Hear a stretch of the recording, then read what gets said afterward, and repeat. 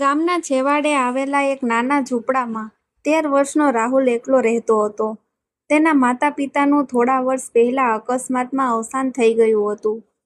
હવે દુનિયામાં તેનું પોતાનું કોઈ નહોતું. રાહુલ સવારે વહેલો ઉઠીને ગામમાં નાના મોટા કામ કરતો, કોઈની દુકાન સાફ કરતો તો કોઈના ખેતરમાં મદદ કરતો. જે થોડા પૈસા મળતા તેનાથી પોતાનું પેટ ભરતો અને શાળાની ફી ભરતો.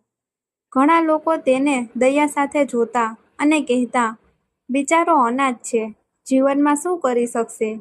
પણ રાહુલ પાસે એક મોટું સપનું હતું, ભણીને મોટો અધિકારી બનવાનું.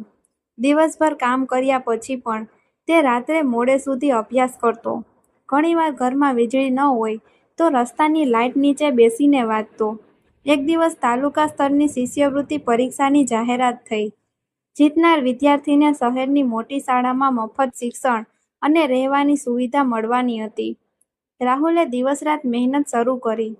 પરીક્ષાના દિવસે તેને પોતાનું શ્રેષ્ઠ આપ્યું. થોડા અઠવાડિયા પછી પરિણામ આવ્યું. આખા તાલુકામાં પ્રથમ નંબર રાહુલનો હતો. સમાચાર સાંભળીને આખું ગામ ખુશીથી ઝૂમી ઉઠ્યું.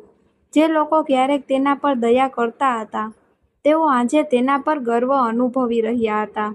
સન્માન સમારંભમાં શિક્ષકે રાહુલને પૂછ્યું, બેટા, આ સફળતાનું રહસ્ય શું છે? રાહુલની આંખોમાં આંસુ આવી ગયા. તે બોલ્યો, મારા માતા પિતા આજે મારી સાથે નથી, પરંતુ તેમની શીખ મારી સાથે છે. મેં ક્યારેય મારી પરિસ્થિતિને મારી કમજોરી બનવા દીધી નથી. આ સાંભળીને સમગ્ર હોલ તાળીઓથી ગુંજી ઉઠ્યો.